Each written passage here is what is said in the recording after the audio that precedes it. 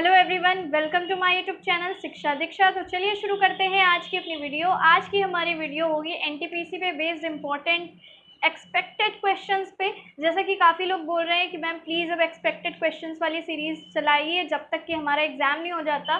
तो आपके लिए ये सीरीज़ जो है लगातार तब तक चलेगी जब तक कि आपका एग्ज़ाम नहीं हो जाता। तो एक्सपेक्टेड क्वेश्चंस इसमें आपके जितने भी इम्पोर्टेंट करंट अफेयर्स हैं, ठीक है, जो आपके 1 साल के इम्पोर्टेंट करंट अफेयर्स होंगे वो, इससे पिछले भी अगर कुछ मोस्ट इम्पॉर्टेंट करंट अफेयर्स हैं वो भी कवर करेंगे।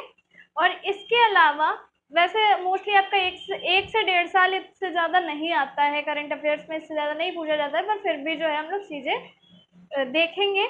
और इसके अलावा और भी जितने भी सब्जेक्ट्स हैं जिससे आपके क्वेश्चंस बनते हैं, ठीक है, वो सारे क्वेश्चंस भी हम लोग देखेंगे। तो चलिए जल्दी शुरू करते हैं आज की अपनी वीडियो। लेकिन अगर आपने अभी तक मेरे चैनल को सब्सक्राइब नहीं किया है तो सब्सक्राइब कर लीजिए, बेल आइकन को प्रेस कर लीजिए। और आप मुझे इंस्टाग्राम पे फॉलो कर सकते हो, लिंक आपको डिस्क्रिप्शन में मिल जाएगा। इसके साथ अगर आपने अनअकैडमी का सब्सक्रिप्शन अभी तक नहीं लिया है तो जल्द से जल्द सब्सक्रिप्शन ले लीजिए। और उसके एक सब्सक्रिप्शन लेने से क्या होगा कि आपको मोस्टली आप जितनी भी चीज़ों की तैयारी कर रहे हो, किसी भी कैटेगरी के लिए जिसके लिए भी आप तैयार कर रहे हो, बेसिकली अगर आप मान लीजिए रेलवे के लिए सब्सक्रिप्शन लेते हैं तो होता क्या है, अनअकैडमी की खासियत ये है कि जितने भी टाइप के एग्ज़ाम्स होते हैं रेलवे के, जैसे कोई भी अगर आप एग्ज़ाम्स देते हैं, रेलवे के कई तरह के एग्ज़ाम्स होते हैं, उन सबके कोर्स आपको उसमें मिल जाएंगे। अगर मान लीजिए आप किसी स्टेट एग्ज़ाम की तैयारी कर रहे हो, जो स्टेट लेवल एग्ज़ाम्स होते हैं लाइक यूपीपीएससी, एमपीपीएससी, इस टाइप के एग्ज़ाम्स की तैयारी करें तो इनके लिए अलग सब्सक्रिप्शन होता है, जिसमें कि आपको वहाँ के, जैसे मान लीजिए अगर आप यूपी पीएससी का लेते हैं तो उसमें आपको यूपी ट्रिपल एससी की चीज़ें भी मिलेंगी, वीडियो के एग्ज़ाम्स की तैयारी भी करवाई जाएगी, आरओ एआरओ, तो जितने भी टाइप के वो होते हैं वो पर्टिकुलर उस कोर्स में आपको सब कुछ अवेलेबल रहता है। और लॉट्स ऑफ कोर्सेज जो हैं वो अवेलेबल रहते हैं, 1000 से भी ज़्यादा, बहुत ज़्यादा, मतलब लगभग कई उसमें तो 12,000 15,000 ऐसे ऐसे कोर्सेज अवेलेबल रहते हैं। तो इतने सारे टीचर्स हैं, आपको जिनसे भी पसंद आए आप उनसे पढ़ सकते हो। और यहाँ पे पूरा दिन क्लासेस चलती हैं, तो आप चाहो तो पूरा दिन पढ़ सकते हो, ठीक है। और टेस्ट, ना जाने कितने टेस्ट अवेलेबल रहते हैं, तो आप अपनी तैयारी को भी देख सकते हो कि कहाँ पे आप जो है कैसा कर रहे हो, स्कोर आपका कैसा चल रहा है। तो इसलिए बहुत ही अच्छे से पढ़ने के लिए और सिलेक्शन के लिए बहुत ज़रूरी है कि आप एक जो है सब्सक्रिप्शन लें। कोई भी आप सब्सक्रिप्शन ले सकते हैं हमारे इस रेफरल कोड से, जो कि अभी स्क्रीन पे आ रहा है, ठीक है, जो कि है शिक्षा 10। चलिए शुरू करते हैं एनटीपीसी मोस्ट एक्सपेक्टेड एमसीक्यूज। चलिए आते हैं हम अपने पहले क्वेश्चन पे। तो हमारा पहला क्वेश्चन क्या कह रहा है, देखिए मिक्स्ड होंगे, ठीक है, कोई ज़रूरी नहीं है कि आपका पर्टिकुलर किसी एक सब्जेक्ट का है, मान लीजिए हिस्ट्री का है, पॉलिटी का है, ऐसा कुछ नहीं है, मिक्स्ड एमसीक्यूज हैं। हो सकेगा तो कुछ इसी सेक्शन की आपको पर्टिकुलर वीडियोस भी मिलेंगी और इसके अलावा मिक्स्ड भी मिलेंगी, ठीक है। तो ये एक्सपेक्टेड क्वेश्चंस आपके तब तक चलेंगे जब तक कि आपका एनटीपीसी का एग्जाम हो नहीं जाएगा।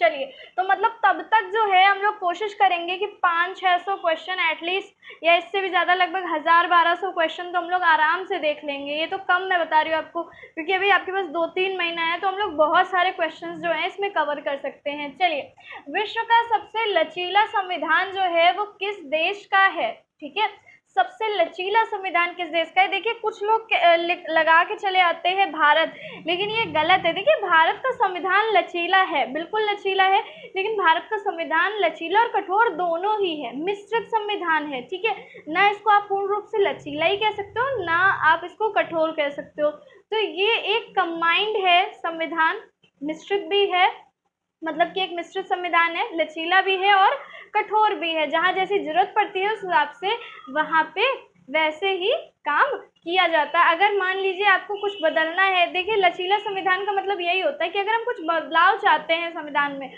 तो वो आराम से क्या हो जाए, पारित हो जाए। लेकिन कभी कभी होता क्या है, भारत में ये भी होता है कि पूरी की पूरी जो है अनुमति लेनी पड़ती है, संसद की 2/3 अनुमति भी चाहिए होती है। तो ये सब कुछ कठोर संविधान के भी लक्षण जो है वो दिखते हैं। तो इस तरीके से दोनों चीजें हैं। अब लेकिन अगर हम बात करें कि कौन सा देश है जिसका सबसे ज्यादा लचीला संविधान है, तो देखिए आपके पास 4 ऑप्शंस हैं, फ्रांस, ब्रिटेन, जर्मनी और अमेरिका। तो इसमें से आपका राइट आंसर क्या हो जाएगा, ब्रिटेन।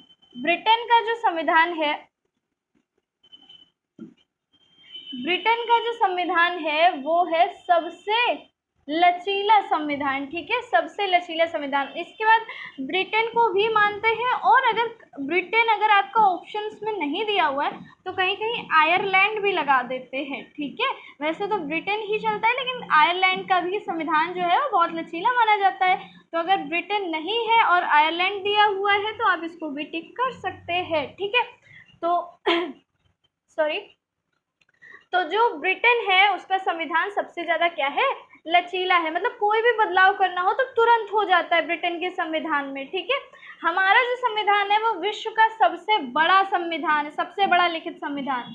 सबसे बड़ा, विश्व का सबसे बड़ा लिखित संविधान कौन सा है भाई, किस देश का है, भारत का संविधान, ठीक है। भारत का संविधान विश्व का सबसे बड़ा लिखित संविधान। अलिखित संविधान ब्रिटेन का संविधान। सबसे लचीला संविधान ब्रिटेन का संविधान, ठीक है।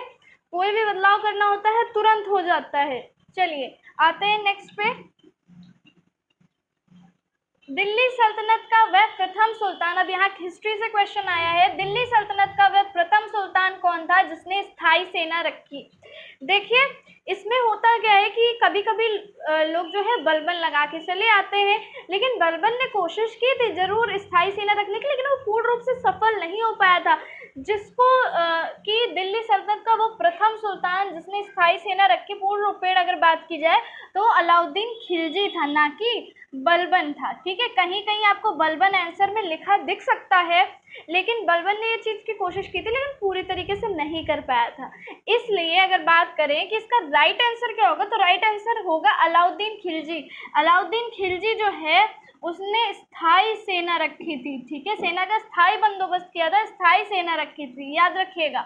चलिए उसके बाद आ जाते हैं, वैसे तो इनसे बहुत सारे क्वेश्चंस बन सकते हैं, लेकिन क्योंकि अभी हम फिलहाल क्वेश्चन के आंसर को ही देख रहे हैं, अगर कुछ होगा तो साथ में मैं डिटेल में आपको बताती भी चलूंगी, ठीक है। अब देखिए लिखा हुआ है, निम्नलिखित में से कौन सी फसल, कौन सी क्रॉप है जो कि मृदा को यानी कि सॉइल को नाइट्रोजन से भरपूर कर देती है, नाइट्रोजन से भर देती है। आपके ऑप्शंस हैं आलू, सोरगम, सोरगम कहते हैं ज्वार को, सोरगम बोला जाता है ज्वार को, ठीक है, सूरजमुखी और मटर। देखिए इसमें मैं आपको बता दूं, जो आपकी दाल वाली फसलें होती हैं, ठीक है, दाल वाली फसलें जो होती हैं उनमें क्या होता है, उनकी जड़ों में, उनकी जो जड़ें होती हैं, उनकी जो रूट्स होती हैं उसमें राइजोबियम नाम की गांठ पाई जाती है, जो कि जो कुछ गांठें पाई जाती हैं जिनमें राइजोबियम नाम का क्या होता है, एक बैक्टीरिया होता है, राइजोबियम नाम का बैक्टीरिया होता है, ठीक है। और ये क्या करता है कि सॉइल में नाइट्रोजन कंटेंट को बढ़ावा देता है, सॉइल में नाइट्रोजन कंटेंट को बढ़ावा देता है। इसलिए कहा क्या जाता है कि अगर आपकी मिट्टी में नाइट्रोजन, जैसे मिट्टी चेक होती है, कुछ किसान लोग अपनी मिट्टी जो है अपनी सॉइल चेक करवाते हैं बीच बीच में कि सॉइल में पता चलना चाहिए कि कौन से उर्वरक की कमी है, कौन से पोषक तत्व की कमी है, पता चल जाता है, ठीक है। तो होता क्या है कि अगर ऐसा कहा जाता है कि अगर आपकी जमीन में नाइट्रोजन की कमी, कुछ लोग नाइट्रोजनी उर्वरक यूज करते हैं जैसे कि यूरिया, यूरिया खाद जो यूज की जाती है वो किस लिए यूज की जाती है कि आपकी जमीन में जो नाइट्रोजन की कमी है उसको क्या किया जा सके, दूर किया जा सके। लेकिन आप जानते हैं ये क्या होती है, कृत्रिम खादें होती हैं, और ज़्यादा यूरिया का यूज़ करने से सॉइल जो होती है वो हमारी क्या हो जाती है, उसकी वो खराब हो जाती है, सॉइल क्या होने लगती है, खराब होने लगती है। ज़्यादा यूरिया वगैरह का यूज़ किया जाए तो धीरे धीरे आगे चल के सॉइल कैसी हो जाती है भाई, खराब हो जाती है, क्योंकि ज़्यादा से ज़्यादा केमिकल चीज़ें होती हैं, इनका जितना ज़्यादा यूज़ किया जाता है उनसे सॉइल भी और फसलों पे भी असर पड़ता है, उनसे होने वाली सब्जियां या जो भी अनाज या जो भी फसल हो रही है उसमें भी उसका फ़र्क पड़ता है। इसलिए जो ऐसी चीज़ें यूज़ की जाती हैं, इस तरह की खेती जिसमें कि हम लोग थोड़ा सा दिमाग लगा के यूज़ करते हैं या फिर कोई ऑर्गेनिक चीज़ को यूज़ करते हैं,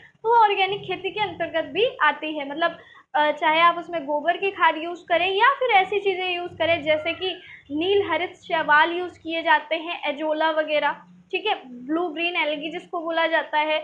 उससे होता क्या है कि वो वही काम करते हैं जो कि इस तरह की खादें करती हैं, ठीक है, इस तरह की उर्वरक करते हैं, कृत्रिम उर्वरक उसी तरीके का काम करते हैं, लेकिन फसल को और ज़मीन को नुकसान नहीं पहुंचाती है। तो होता क्या है कि जो भी दाल वाले पेड़ होते हैं, चाहे वो सोयाबीन हो चाहे अरहर के पेड़ हो, ठीक है, जो भी होते हैं, उनमें आपको पता है दालों में सबसे ज़्यादा क्या पाया जाता है भाई? प्रोटीन पाया जाता है। दाल जो होती हैं उसमें सबसे ज़्यादा प्रोटीन पाया जाता है। अब दाल में देखिए जो चना है, वैसे तो चना आपका ऐसे आता है, लेकिन चना भी भाई, चने की भी दाल होती है ना, ये सब दाल, मटर हो गया, चना हो गया, या आपकी कोई भी दाल वाले पौधे हो गए, ये सब एक तरीके से दलहनी फसलें होती है ना, दाल वाली। तो इनमें क्या होता है? प्रोटीन कंटेंट बहुत पाया जाता है। आपको पता होगा क्यों प्रोटीन कंटेंट ज़्यादा पाया जाता है? नाइट्रोजन की उपस्थिति की वजह से। जो इनकी जड़ों में राइजोबियम नाम की गांठें होती हैं, वो क्या करती हैं? नाइट्रोजन से भरपूर कर देती है मृदा को, ठीक है। इस वजह से प्रोटीन कंटेंट जो होता है दालों में अधिक पाया जाता है। प्रोटीन जो है न्यूट्रिएंट, वो ज़्यादा पाया जाता है। सबसे ज़्यादा किस में पाया जाता है? सोयाबीन में पाया जाता है, ठीक है। तो यहाँ देखिए जितने लिखे हुए आलू, सोरगम, सूरजमुखी, मटर, तो इसमें से आपका मटर जो है सॉरी, मटर जो है वो क्या हो जाएगा? राइट हो जाएगा, ठीक है। रीज़न आप समझ गए हो। और देखिए जो आलू वगैरह है, आलू में आपके सबसे ज़्यादा कार्बोहाइड्रेट पाए जाते हैं, ठीक है। आलू कार्बोहाइड्रेट का एक बहुत बढ़िया सोर्स है। और सूरजमुखी जो है आपका, सूरजमुखी भी बहुत, मतलब देखिए ये सारी चीज़ों के अलग अलग यूज़ होते हैं। आपको पता होगा सूरजमुखी के जो बीजे हैं उनसे क्या किया जाता है? तेल निकाला जाता है, और उस तेल का फिर आगे चल के यूज़ होता है। वो तेल बहुत अच्छा माना जाता है स्वास्थ्य के लिए। चलिए आते हैं नेक्स्ट क्वेश्चन पे। सांची क्यों विख्यात है? सांची फेमस क्यों है? अब देखिए लिखा हुआ है गुहा चित्रकारी की वजह से, सबसे बड़ा बौद्ध स्तूप होने की वजह से, अशोक के शिलालेख होने की वजह से, या फिर चट्टान काटकर बनाए गए मंदिर। तो इनमें से राइट आंसर क्या है भाई? सबसे बड़ा बौद्ध स्तूप है सांची का स्तूप, सबसे बड़ा बौद्ध स्तूप है। सांची कहाँ पे स्थित है? मध्य प्रदेश में। कहाँ पे? मध्य प्रदेश में। जिला कौन सा है? रायसेन जिला है। मध्य प्रदेश के रायसेन जिले में सांची नाम का गांव था वो। अब तो मान लीजिए अब तो बेहतर हो गया काफ़ी। तो सांची नाम का गांव था, वहीं पे सांची का स्तूप पाया गया था। किसके द्वारा बनवाया गया था भाई? अशोक के द्वारा बनवाया गया था, तीसरी शताब्दी ईसा पूर्व, ठीक है। तीसरी शताब्दी ईसा पूर्व बनवाया गया था। किसके द्वारा? अशोक के द्वारा। और इसमें था क्या? ये आपने देखा होगा गोल सा है बहुत बड़ा, और इसके ऊपर जो जगह बनी थी वहाँ पे क्या किया गया था कि बुद्ध जी के अवशेषों को रखा गया था, और फिर चारों तरफ प्रदक्षिणा करते थे लोग, जैसे कि हम लोग भी करते हैं ना। तो वैसे जो है बौद्ध लोग भी करते हैं, जो भी इस तरह के उनके पवित्र स्थल माने जाते हैं, उनके चारों तरफ प्रदक्षिणा का मतलब होता है घूमना चारों तरफ, ठीक है, चक्कर काटना एक तरीके से। तो तीसरी शताब्दी ईसा पूर्व अशोक द्वारा बनवाया गया था, जो कि मध्य प्रदेश के रायसेन जिले में स्थित है। सबसे बड़ा बौद्ध स्तूप है, इसलिए फेमस है, ठीक है। आते हैं नेक्स्ट पे। निम्नलिखित राज्यों में से कौन सा पवन ऊर्जा के उत्पादन में प्रथम स्थान रखता है? अब यहाँ पे मैं आपको बता दूं कि यहाँ पे आपका जो है एक ऑप्शन, मैं फिफ्थ ऑप्शन और ऐड कर देती हूँ, क्योंकि इसमें एक ऑप्शन रखा नहीं गया है। वैसे आप समझ ही जाएंगे जब वो ऑप्शन ऐड हो जाएगा। तो फिफ्थ ऑप्शन है आपका तमिलनाडु, ठीक है। और इसमें से राइट भी कौन सा हो जाएगा भाई? जैसा कि आप समझ ही गए हो कि मैंने फिफ्थ ऑप्शन रखा है, तो आप समझ गए होंगे। तो तमिलनाडु ही आंसर जो है वो राइट हो जाएगा, क्योंकि तमिलनाडु जो है वो इस समय, और इस समय क्या बहुत पहले से ही सर्वप्रथम है किसके मामले में? पवन ऊर्जा के उत्पादन के मामले में, ठीक है। पवन ऊर्जा से बहुत सारी चीजें, विंड मिल जिसको बोला जाता है, पवन चक्की, ठीक है, उससे जो है बिजली का उत्पादन किया जाता है, एनर्जी का उत्पादन किया जाता है। तो सबसे आगे भारत में अगर बात की जाए तो कौन है भाई? तमिलनाडु है इस चीज के मामले में। अच्छा आप मुझे अब बताइएगा कि भारत की रैंक क्या है, कमेंट में बताइए कि भारत की पवन ऊर्जा के मामले में रैंक कितनी है, ठीक है, ये मुझे कमेंट में बताइएगा। चलिए आते हैं नेक्स्ट क्वेश्चन। भारतीय संगीत का आदि ग्रंथ, आदि ग्रंथ मतलब जिससे स्टार्टिंग हुई, आदि का मतलब क्या होता है? शुरू में, ठीक है, शुरुआत जिससे हुई, वो भाई किसे कहा जाता है? ऋग्वेद, उपनिषद, यजुर्वेद, सामवेद। तो आपको पता है आपके 4 तरह के वेद हैं आपके पास। कैसे? 4 तरह के वेद हैं, ऋग्वेद, यजुर्वेद, सामवेद, और लास्ट में कौन सा वेद आता है? अथर्ववेद, ऋषि अथर्व के द्वारा लिखा गया अथर्ववेद, ठीक है। तो सबसे पहले 3 जो वेद है, ऋग्वेद, यजुर्वेद और सामवेद, इन तीनों वेदों को वेद त्रय बोला जाता है, वेद त्रय की संज्ञा दी गई थी। अथर्ववेद बहुत बाद में लिखा गया है, ठीक है। तो लेकिन अब वेद कितने हैं आपके? 4 वेद हैं। और इसमें से देखिए पूछा गया कि संगीत का आदि ग्रंथ क्या किसे कहा जाता है? तो सामवेद को कहा जाता है। साम का अर्थ ही होता है संगीत, साम का अर्थ है संगीत, ठीक है, ये संगीत से रिलेटेड है। सबसे पुराना ग्रंथ आपका कौन सा है? ऋग्वेद है, ठीक है। चलिए आते हैं अब, जैसे अथर्ववेद है, अथर्ववेद में आपका क्या औषधियों का जिक्र किया गया है। चलिए आते हैं नेक्स्ट क्वेश्चन पे, नेक्स्ट क्वेश्चन देख लेते हैं। नेक्स्ट क्वेश्चन कह रहा है कि 2018 में संयुक्त राष्ट्र ने किस दशक को, दशक गलत लिखा हुआ है, दशक मतलब आपका डिकेड्स, 10 सालों का एक पीरियड, ठीक है। तो 2018 में संयुक्त राष्ट्र में किस दशक को नेल्सन मंडेला शांति दशक के रूप में घोषित किया गया? ये आपका वैसे तो क्वेश्चन 2018 का है, लेकिन क्योंकि आपका आगे तक चलेगा इसलिए इंपॉर्टेंट है, इस तरह के क्वेश्चन पूछ लिए जाते हैं। तो देखिए ऑप्शन है आपके 2018 से 2020, 2018 से 2025, 2018 से 2028, 2019 से 2028। इसमें से आपका राइट आंसर क्या हो जाएगा? 2019 से 2028। इस टाइम पीरियड को क्या घोषित किया गया? नेल्सन मंडेला शांति दशक। नेल्सन मंडेला जो है, जिनकी तुलना किससे की जाती है? गांधी जी से की जाती है, ठीक है। नेल्सन मंडेला की तुलना किससे की जाती है? गांधी जी से की जाती है। अफ्रीकी मूल के थे, ठीक है, अफ्रीकी मूल के थे और अश्वेत थे, और इन्होंने जो है आगे चल के बहुत ज़्यादा नाम किया है। चलिए आते हैं नेक्स्ट पे। इकहरी नागरिकता या फिर जिसको हम बोलते हैं एकल नागरिकता, किसी को इकहरी नागरिकता या एकल नागरिकता बोला जाता है। तो क्वेश्चन पूछा जाता है कि इकहरी नागरिकता किस देश की देन है? देखिए हमारे देश का जब संविधान बना तो उसमें जितनी भी चीज़ें ली गई, ठीक है, वो अलग अलग देशों से ली गई। इनसे क्वेश्चंस पूछे जाते हैं। आपने देखा होगा पॉलिटी में, श्वेता मैम ने पढ़ाया भी होगा कि कौन सी चीज़ किस देश से ली गई है, ठीक है। तो इसको याद रखिएगा, इन सब से क्वेश्चंस आपके बहुत ज़्यादा बनते हैं। तो एकल नागरिकता या इकहरी नागरिकता जो है वो किस देश से ली गई है? वो ली गई है इंग्लैंड से, ठीक है। कहाँ से ली गई है? इंग्लैंड से ली गई है, ठीक। तो एकल नागरिकता का अर्थ क्या है? एकल नागरिकता का अर्थ ये है कि जैसे आप भारत में रहते हो तो आप भारत के क्या हो? नागरिक हो। लेकिन दोहरी नागरिकता क्या होती है? जैसे कि अमेरिका जैसे कुछ शहरों में देखिए ऐसा भी होता है, देशों में, अमेरिका जैसे देशों में कुछ ऐसा भी होता है कि आपको दोहरी नागरिकता रखनी होती है। दोहरी नागरिकता कैसा, क्या मतलब है? उसका मतलब ये है कि पहली बात तो आपके पास अमेरिका का नागरिक होने की नागरिकता होनी चाहिए, मतलब आपके पास प्रूफ होना चाहिए कि आप अमेरिका के क्या हो? नागरिक हो। दूसरी चीज़, आपके पास जिस शहर में आप रह रहे हो, जिस स्टेट में आप रह रहे हो, उसकी नागरिकता भी आपके पास होनी चाहिए कि आप इस शहर या इस स्टेट के नागरिक हो, ठीक है। तो ये होते हैं। चलिए, तो हमारी जो है इकहरी नागरिकता कहाँ से ली गई भाई? इंग्लैंड से ली गई है। चलिए आते हैं नेक्स्ट क्वेश्चन पे। नेक्स्ट क्वेश्चन क्या कह रहा है? उज्जैन किस नदी के किनारे स्थित है? तो उज्जैन देखिए किस नदी के किनारे से? क्षिप्रा नदी, इसको क्षिप्रा नदी भी बोला जाता है। इस नदी के किनारे स्थित है। कुंभ का आयोजन भी होता है, ठीक है। उज्जैन में कुंभ का आयोजन भी होता होगा, आपको होता है, आपको पता होगा। मध्य प्रदेश में आपका उज्जैन जो है वो स्थित है और महाकालेश्वर यहाँ का बहुत ही प्रमुख मंदिर है। देखिए उसके बाद नदी जो है तवा नदी, तवा नदी के बारे में बता देते हैं। तवा नदी जो है ये आपकी कहाँ है? ये भी मध्य प्रदेश में स्थित है और ये आपकी नर्मदा नदी की एक ट्रिब्यूटरी है, यानी कि सहायक नदी है नर्मदा नदी की, तवा नदी, ठीक है। और तापी, जिसको हम ताप्ती बोलते हैं, आपको पता ही है, वो तो आपकी कहाँ पे है? गुजरात में स्थित है। चलिए आते हैं नेक्स्ट पे। अजंता कलाकृतियां किससे संबंधित है? आपको पता है अजंता और एलोरा की गुफाएं जो हैं वो बहुत प्रसिद्ध हैं। अजंता की गुफाएं और एलोरा की गुफाएं जो हैं बहुत प्रसिद्ध हैं।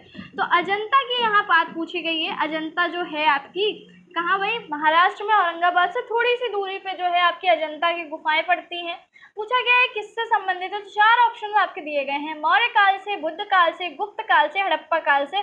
तो यहाँ आपका राइट आंसर क्या हो जाएगा? गुप्त काल से संबंधित है। हालांकि सिर्फ गुप्त ही नहीं, सातवाहन, ऐसा माना जाता है कि गुप्त, सातवाहन और वाकाटक राजाओं द्वारा, सातवाहन राजाओं द्वारा, गुप्त राजाओं द्वारा और वाकाटक राजाओं द्वारा जो है तीनों के द्वारा अजंता की गुफाओं का निर्माण जो है कराया गया। घोड़े के नाल की जैसी आकृति में ये गुफाएं हैं और यहाँ पे 29 गुफाएं हैं, ठीक है, 29 गुफाएं हैं जिसमें क्या है, जो कि सबके सब किससे संबंधित है, भगवान बुद्ध से संबंधित है, बौद्ध गुफाएं बोली जाती हैं, ठीक है।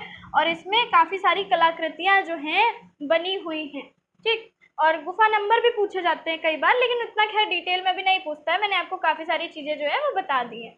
चलिए आते हैं नेक्स्ट क्वेश्चन पे।